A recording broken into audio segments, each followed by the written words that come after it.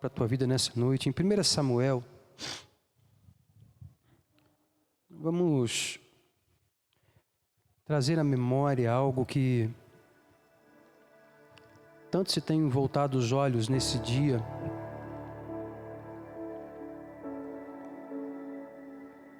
Se entendeu de comemorar no segundo domingo de maio, o Dia das Mães. E eu quero trazer uma palavra ao coração da igreja, que está em 1 Samuel, capítulo 1.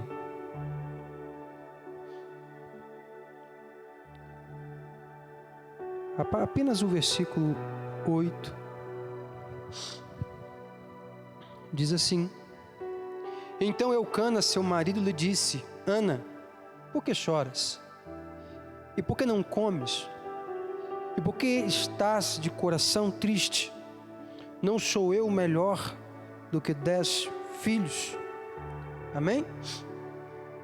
Feche os seus olhos. Vamos orar ao Senhor. Santo Deus eterno Pai, nós oramos ao Senhor. Deus, nós lemos a Tua Palavra, nós conhecemos da Tua bondade, e nessa noite nós queremos sermos ministrados pelo Senhor, e que o Teu Espírito ache no nosso coração, ó Deus, um lugar onde Ele possa trabalhar e cumprir a vontade dEle sobre nós. Nós oramos em nome de Jesus. Amém, Senhor. Amém e amém. Querido, pode se assentar no seu lugar. Amados, nós estamos no todo o segundo domingo, né, do mês de maio, todos os anos. Se entende de comemorar o Dia das Mães, comemorar esse dia como uma data que traz à memória, né? Essa pessoa que nos deu vida, que nos trouxe, né? Nos gerou. E cada um de nós temos a nossa história que inicia, né? Nas nossas mães, não é assim? E é interessante, querido, que mãe, ela traz alguns significados, alguns sinônimos, né? E quando se fala de mãe, a gente pensa logo naquela pessoa mais carinhosa, na pessoa mais afetuosa, aquela que consegue entender, né, o filho, aquela que dá aquela olhadinha assim, o filho já lê o texto inteiro, né? Principalmente quando o negócio é puxar a orelha, né? A gente que é filho, a gente já olha pro olho da mãe assim, a gente já sabe, ela não precisa nem abrir a boca para falar, né? A gente já conhece o texto todinho, porque mãe fala de vínculo, de proximidade, é aquela que gera, né? E traz no meu coração e no seu coração esse sentimento. Mas eu quero falar com você sobre alguns princípios da palavra de Deus, alguns valores da palavra de Deus. E quando nós olhamos porque a Bíblia traz a respeito da mulher, a história da mulher ela começa em Gênesis, quando Deus cria Eva. E Deus cria Eva com um propósito extraordinário. Deus vê na existência do homem a necessidade de algo que o tornasse completo, de algo que o tornasse, né, pleno. Porque o homem, por mais que espiritualmente o homem estava vivendo ali na presença de Deus de uma maneira, né, plena, Deus todos os dias ali na viração do dia, a Bíblia diz que o Senhor chegava ali no jardim, chegava naquele lugar, conversava ali com o homem, se relacionava com ele, mas essa presença de Deus ali na vida do homem, ela não supria aquilo que era o propósito de Deus, que era fazer com que a humanidade crescesse, multiplicasse, povoasse a terra. E Deus então cria a mulher, e a partir daquele momento então a humanidade ela começa a se desenvolver, porque o ministério materno, né? Deus traz ali sobre a vida da mulher, e essa mulher, ela foi configurada para ser aquela que gera, aquela que dá a luz. Só que quando nós olhamos para a história de Ana, a gente vai perceber uma mulher que dentro da sua história, e talvez eu não me ative muito ao texto, porque é um texto bastante conhecido, e nós sabemos, muitos aqui já conhecem a história de Ana. Ana era esposa de Eucana, e Eucana tinha uma segunda mulher chamada Penina, e a Bíblia diz que Penina dava filhos a Eucana. Ana, por sua vez, não era uma mulher estéril. Ana não tinha ainda gerado e dado filhos. E quando nós olhamos para o contexto e o papel da mulher dentro do contexto bíblico, Ana era uma mulher que se sentia envergonhada. Ana era uma mulher que se sentia desprezada pelo simples fato de não poder gerar filhos. O fato de Ana ser uma mulher que não podia dar à luz filhos, isso trazia uma tristeza, uma amargura muito grande no coração dessa mulher. E Eucana, por mais que ele se esforçasse para ser um marido excelente, e nós vamos perceber que o texto que nós lemos fala exatamente disso. Eucana chega para a mulher, vê Ana ali triste, cabisbaixa, chateada, e fala: olha, eu sou melhor para você do que 10 filhos. Mas o que Eucana não sabia é que no coração de Ana havia um desejo de viver a maternidade. Isso, querido, a gente está falando sobre esterilidade. A gente está falando sobre a incapacidade de gerar vida. E a semelhança de Ana, muitas vezes nós vivemos na nossa vida, na nossa história, momentos de esterilidade na nossa vida. Quando a gente fala sobre capacidade de gerar, para Ana, gerar um filho era algo que iria tirar de sobre ela uma vergonha, ia tirar da história dela aquele sentimento de incapacidade, aquela impotência que ela tinha. Só que quando a gente fala de gerar, o texto e o momento que nós estamos vivendo, a gente está falando sobre mães. Mas nós podemos trazer isso para a minha vida e para a sua, e pensar que todos nós temos potencialmente a capacidade de gerar algumas coisas nas nossas vidas. Não é só, talvez você como homem, você não possa gerar filhos, mas você pode gerar sonhos. Como pessoas, nós podemos gerar muitas coisas, nós podemos trazer à existência muitas realidades, e nós lutamos por isso, muitas coisas nós alcançamos.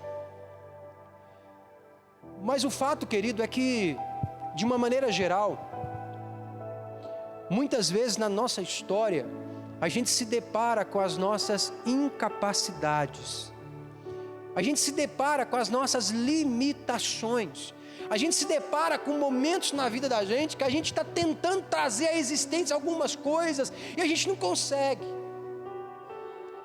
Aí a gente vai, à semelhança de Ana, a gente vai começar a se entristecer, a viver angustiado, a viver envergonhado, porque em muitas realidades nós não conseguimos gerar aquilo que gostaríamos de gerar. Às vezes a gente fica tentando trazer uma alegria para dentro de casa, a solução de um problema. A gente fica tentando gerar paz dentro da nossa casa. A gente fica tentando trazer à existência algumas coisas que nos dê esperança. A gente fica lutando para conquistar algumas coisas, e muitas vezes a gente luta tanto tempo e a gente não consegue trazer aquilo à existência. Se a gente for pensar nessa ótica, queridos, talvez cada um de nós aqui tenha uma esterilidade, quer seja na nossa vida emocional, uma esterilidade na nossa vida financeira, uma esterilidade na nossa vida conjugal, algumas coisas que a gente não consegue fazer brotar na vida da gente. Para Ana, o que traria alegria era um filho. Mas talvez para você, querido, o que vai trazer alegria na tua vida é outra coisa. Às vezes o que vai trazer alegria para a vida da gente é conquistar algo que está no coração da gente, um sonho, um projeto que você nunca conseguiu executar, tirar do papel. Às vezes uma faculdade que você gostaria de fazer, um curso, uma profissão, algo que você gostaria que viesse à existência na tua história. E a gente começa a perceber, querido, que a esterilidade, que é exatamente isso que nos impede de gerar algo, e muitas vezes a gente pode pensar na nossa esterilidade espiritual, quando nós percebemos que nós temos dificuldade de gerar algumas coisas em Deus, e aí o tempo vai passando e a gente começa a perceber que a nossa vida espiritual, ela não dá fruto. E a gente começa a olhar à nossa volta e começa a perceber o que está de errado. Qual é o problema? Às vezes é um ministério que você tem, que Deus tem chamado você para isso, mas é algo que você não consegue romper. E a gente começa a perceber que a esterilidade começa a tomar conta da vida da gente. A gente trabalha muito, mas no final do mês a conta não fecha. A gente luta demais, mas parece que sempre tem algo que nos impede de chegar onde a gente queria. Esterilidade, meu irmão, é algo que sempre nos acompanhou, porque quando o pecado entrou na vida do homem, a Bíblia diz que toda a estrutura do homem ela foi transformada e impactada pelo pecado. As nossas enfermidades, os problemas de saúde, as nossas limitações, até mesmo a esterilidade de Ana é fruto da natureza de pecado. Mas se você continuar a ler o texto, você vai perceber que existe um caminho que eu e você podemos trilhar na nossa história, na nossa vida para com Deus. Ana, querida, a Bíblia diz que Ana, todos os anos, ela subia para adorar. Todo tempo, todo momento, todos os momentos que Israel separava para adoração, Ana estava ali orando e buscando a presença do Senhor. E a Bíblia diz que Ana, ela se dobrava na presença do Senhor ali naquele templo. E chegou um momento, querido, que Ana orava, mas a oração de Ana era tão angustiante, que não saíam palavras da boca de Ana. E ela apenas balbuciava algumas palavras e chorava muito. E a Bíblia diz que o sumo sacerdote Eli chega naquele lugar, vê aquela mulher ali chorando, orando, mas não sabendo o que Ana estava passando, ele achou que ela estava embriagada. E Eli traz uma repreensão sobre Ana e fala assim: até quando você vai deixar esse vinho dominar você? Aparta o vinho da tua vida. E Ana, com um coração humilde, ela vira para Eli e fala assim: ah, Senhor, eu não estou embriagada, eu sou uma mulher de coração angustiado. E a Bíblia diz que Eli então abençoa a vida de Ana, para que Ana viesse a dar à luz a um filho.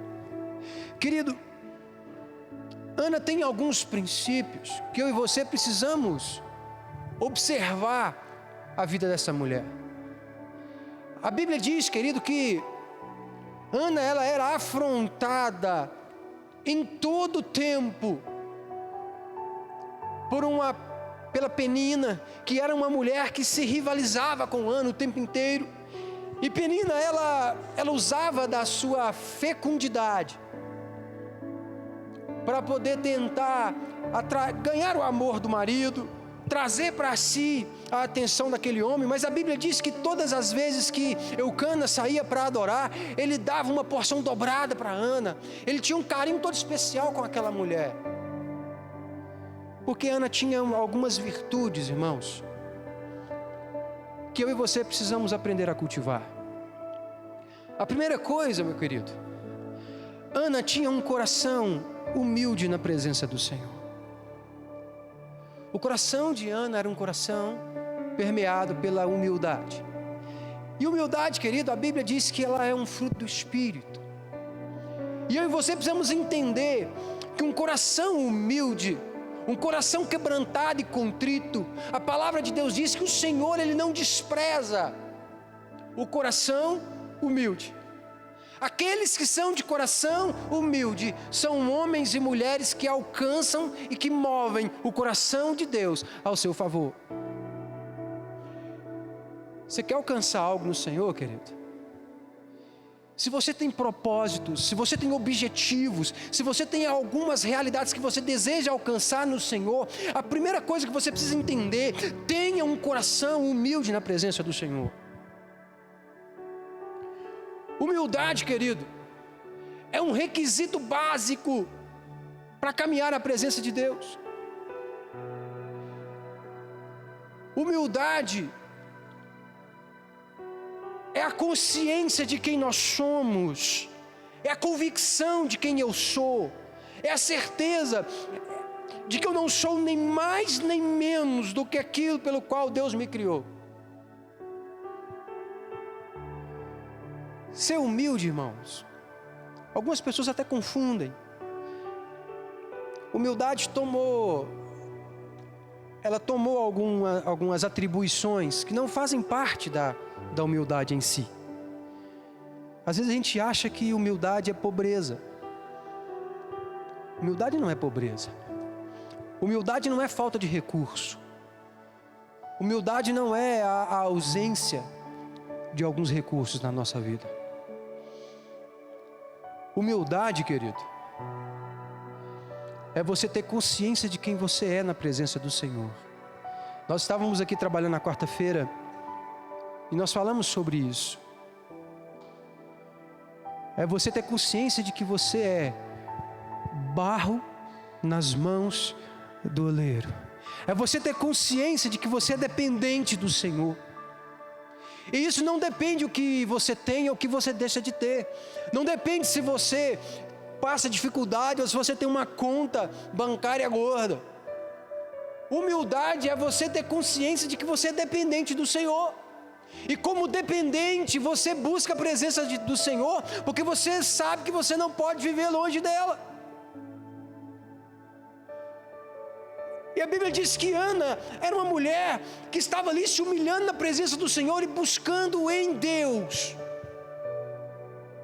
aquilo que ela tanto queria. Se você, querido, se você quer começar a gerar na tua vida realidades, aprenda a colocar os teus sonhos na presença do Senhor, aprenda a colocar os teus anseios na presença de Deus, aprenda a buscar no Senhor aquilo que você tanto espera. Porque a Bíblia diz que quem nos cura, quem sara as nossas limitações, quem sara as nossas enfermidades, quem nos cura é o Senhor. E Ana, então, querida, aquela mulher, ela empenha a sua vida a orar, a buscar em Deus aquilo que ela esperava. A outra coisa que você precisa entender, querido,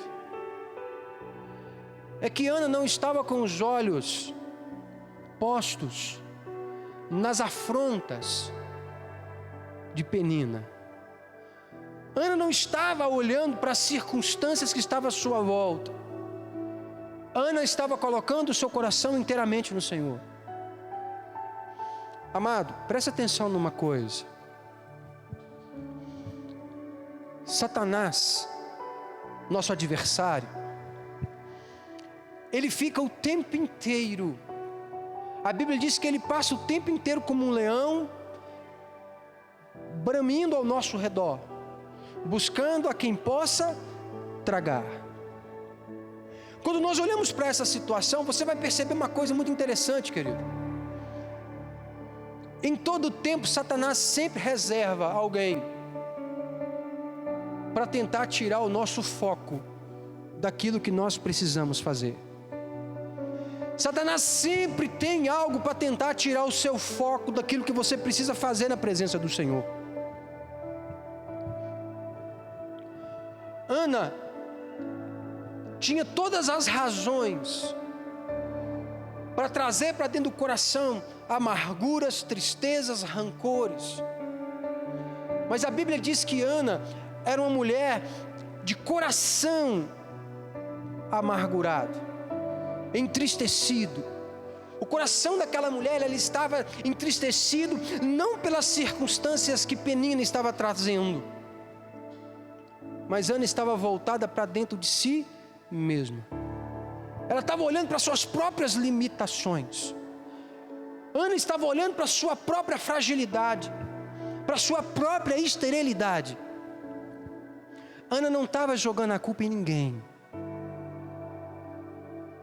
O problema de Ana não era Penina. O problema de Ana era com ela mesma. A gente precisa entender, meu irmão, que quando você caminha na presença do Senhor, as pessoas que estão à sua volta, não são elas as responsáveis pelos nossos fracassos. As pessoas que estão à nossa volta, não são elas as responsáveis pela nossa falta de fecundidade. As pessoas que estão à sua volta, querida, elas não são responsáveis pelos seus fracassos, não, meu irmão. O problema é que a gente sempre gosta de achar um culpado quando o problema é da gente. A gente sempre gosta de procurar alguém para a gente poder culpar.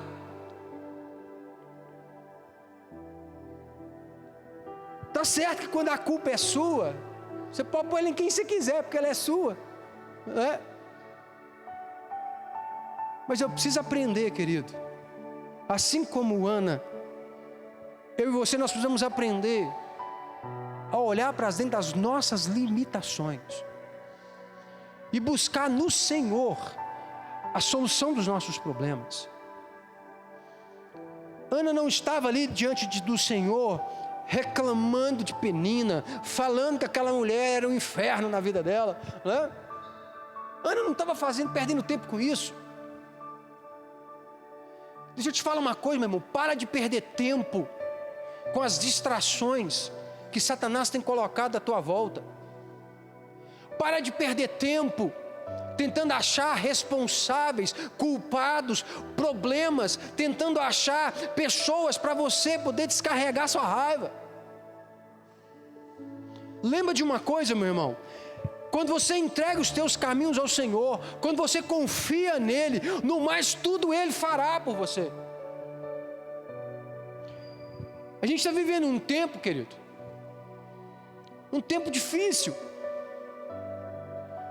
porque a gente começa a perceber as pessoas e a forma como elas estão se relacionando, e a gente vai ver que muitas vezes a gente está se deparando com pessoas frustradas nos seus sonhos, nos seus planos, e essas mesmas pessoas passam o tempo inteiro tentando achar culpado dos seus próprios problemas. Querido, o seu problema não é quem te segue no Instagram, não, ou quem não te segue, né? Não é quem está te curtindo ou quem deixou de te curtir. O seu problema não é quem está mandando mensagem lá na internet. A gente vai conversar com as pessoas, irmãos, a gente está vendo a fragilidade que as pessoas estão tendo. A gente está vendo a fragilidade, e por causa dessa fragilidade, o quão estéril a gente está vivendo diante do Senhor. Eu estou cansado de ouvir: nossa, você viu a mensagem que fulano colocou lá, mandou uma mensagem para mim lá na internet, foi lá no Instagram, escreveu lá, mandou uma mensagem, aí quando você vai ver, cadê a mensagem? Essas frases de efeito, né? Ah, mas eu fiz assim, fulano não fez, não curtiu, e saiu, me bloqueou no Facebook. A gente vive em função dessas coisas. A gente fica tentando achar culpa nos outros. A gente fica tentando achar responsáveis do porquê nossa vida é estéril, muitas vezes sem fruto espiritual. A gente fica tentando achar responsabilidade, colocar a responsabilidade nos outros, do porquê a gente não está vivendo o que a gente tem que viver no Senhor.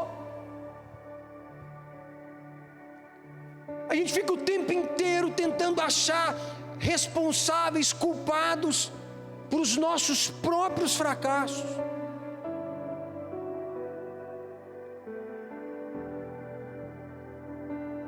A gente precisa aprender com Ana, querido, a colocar nossas petições diante da presença do Senhor. Ana foi uma mulher extraordinária, porque Ana, apesar de Ana viver um problema que trazia vergonha sobre a vida daquela mulher, só para você entender, querido, uma mulher que não podia dar à luz, num contexto judaico, no contexto da palavra do Senhor, era semelhante a alguém que Deus amaldiçoou, para que não pudesse ter alegria. Era alguém que não podia constituir família, não podia cumprir o propósito. E aquela mulher então, ela começa a orar, ela começa a buscar o Senhor. E independente do que Eli pensou, independente do que Penina falava, independente do que qualquer outra coisa, independente de Eucana não entender a necessidade que aquela mulher tinha de gerar. Porque uma coisa é você ter um bom marido, uma coisa é você ter uma boa esposa, a outra coisa é você conseguir gerar aquilo que está no teu coração. É diferente.